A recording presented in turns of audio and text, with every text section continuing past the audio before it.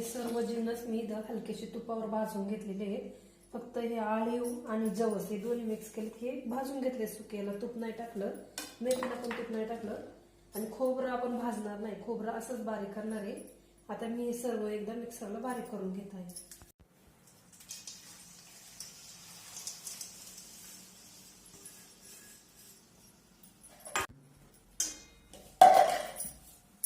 हे पहा, आता आपलं हे खारीक खोबरंचं सगळं मिश्रण बारीक करून झालेलं आहे.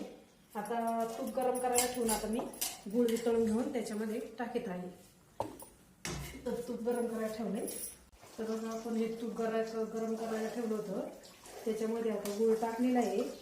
आता गुळ वितळून घ्यायचा, आता फक्त त्याला कडक पाक नाही का, फक्त वितळून घ्यायचं आहे त्याच्यामध्ये.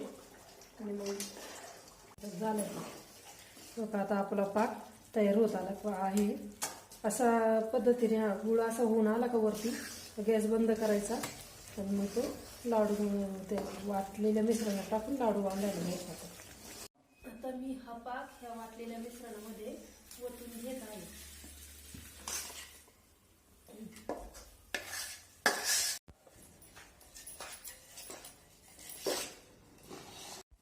झाले मित्रांनो आपले लाडू तयार. बघा 2 किलो खारकापासून एवढे लाडू तयार झाले.